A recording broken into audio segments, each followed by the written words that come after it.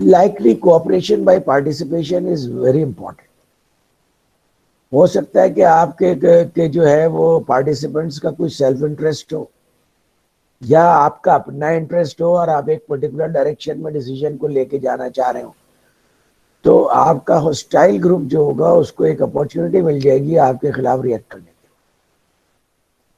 तो डिसीजन को कभी भी ग्रुप की सूरत में ये चीज जरूर जहन में रखिए कि पार्टिसिपेंट्स का लाइकली रिएक्शन क्या होगा, और ये इवेलुएट करने के बाद के पार्टिसिपेंट्स का लाइकली रिएक्शन ये होगा, आप फिर उसके मुताबिक डिसाइड करें कि किस तरह के डिसीजन मेकिंग में प्रोसेस में जाना चाहिए। और फिर बाज़ औक़ात मैं आपके जो पार्टिसिपेंट्स होते हैं वो इसलिए भी आपको कोऑपरेट नहीं करते आपके साथ, क्योंकि वो समझते हैं कि ये डिसीजन तो मैनेजर को खुद लेना चाहिए, इसमें हमारी शेयर्ड रिस्पॉन्सिबिलिटी है नहीं। तो ऐसी सूरत में भी वो आपके पास से कोऑपरेट नहीं करेंगे। तो अगर आपके सबऑर्डिनेट्स पहले ही वर्क से ओवरलोडेड हैं और आप उनको बीच में ला करके कि जनाब आप मीटिंग अटेंड करें, तो जाहिर है कि उनकी तरफ से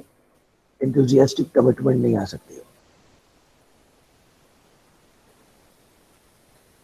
फिर किसी डिसीजन को आप देखते हैं कि भाई ये कैसा इंपॉर्टेंट डिसीजन है, और अगर मैं कोई डिसीजन लेता हूं तो अगर मेरे सबऑर्डिनेट्स उसे एक्सेप्ट कर लेंगे, ऑटोक्रेटिक डिसीजन लेता हूं और सबऑर्डिनेट एक्सेप्ट कर लेंगे,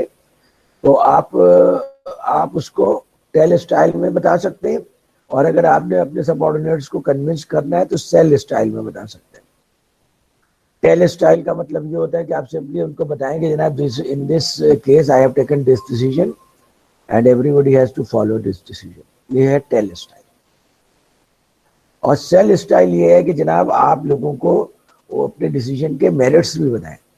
और उनको कन्विंस करें कि why this decision is the best decision.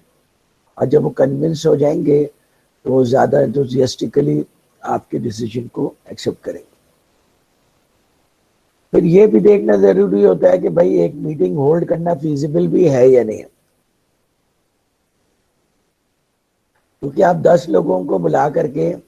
एक घंटे की मीटिंग करते हैं तो ऑर्गेनाइजेशन के 10 आवर्स पेड आवर्स ज़ाया होते हैं। फिर उसके बाद कोई हेड ऑफिस आता है प्रोजेक्ट से, बाद वक़्त आप दूसरे शहर से भी लोगों को बुलाते हैं, तो ये सारा कुछ करना आप क्या समझते हैं कि ये ज़रूरी है? अगर ज़रूरी है तो फिर तो आप मीटिंग करें, और अगर आप समझते हैं कि ऐसा करना ज़रूरी नहीं है, बल्कि मैं लोगों से फ़ोन पे भी बात कर सकता हूँ, ईमेल पे भी एडवाइस ले सकता हूँ, तो उस सूरत में आप मीटिंग होल्ड ना करें। और बहुत ज़्यादा मीटिंग का कल्चर ऑर्गेनाइजेशन के लिए काउंटर प्रोडक्टिव होता है, क्योंकि फिर मैनेजर्स का सारा वक्त मीटिंग्स को अरेंज करने में, उसका एजेंडा बनाने में और फिर लोगों को इनवाइट करने में निकल जाता है, और दूसरे लोगों का भी बहुत ज़्यादा इसमें टाइम इन्वॉल्व हो जाता है। तो मीटिंग्स को छोटे रखना चाहिए, टू द पॉइंट रखना चाहिए, and it should be conducted when necessary. Participation encourage करना बहुत ज़रूरी है। आपने मीटिंग कॉल कर ली है लेकिन लोग जो है वो उसमें पार्टिसिपेट नहीं कर रहे, चुप बैठे हुए, तो ऐसी मीटिंग का कोई फायदा नहीं है। उसमें फिर क्या होता है, मोनोलॉग हो जाता है। बाद मैनेजर्स ऐसा पसंद करते हैं, वो लोगों को बुला लेते हैं, उसके बाद वो अपनी कहानियां शुरू कर देते हैं, 1 घंटे 2 घंटे तक मीटिंग चलती है, लोग चाय पीते हैं, समोसे खाते हैं, मगर ऑर्गेनाइजेशन का टाइम ज़ाया होता है। तो इसलिए आप जो है वो इनकरेज करें लोगों को मीटिंग में कि वो पार्टिसिपेट करें, और उनसे पूछे कि भाई उनका कंसर्न क्या है, क्या चीज़ है जो उनको इस डिसीजन, अगर डिसीजन इस डायरेक्शन में लिया जाए तो वो समझते हैं कि प्रॉब्लमेटिक हो सकता है, या ये कि इस डिसीजन को और बेहतर कैसे किया जा सकता है। तो डिफरेंट लोग चूंकि डिफरेंट पर्सपेक्टिव से बात करते हैं, डिफरेंट बैकग्राउंड से बात करते हैं, तो देयर इज हाई पॉसिबिलिटी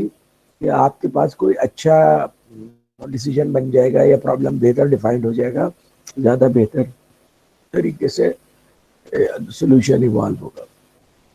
फिर अगर आप कोई प्रपोजल उनके सामने रख भी रहे हैं, चाहे आप उसे टेल स्टाइल में रख रहे हैं या पर्टिकुलरली सेल स्टाइल में रख रहे हैं, तो आप उनको बताइए कि इस सोल्यूशन के ऊपर जो मैंने काम किया है उसके मुताबिक मुझे इस तरह का कोई सोल्यूशन, इस प्रॉब्लम पे जो भी काम किया है इस तरह का कोई सोल्यूशन मुझे समझ में आ रहा है,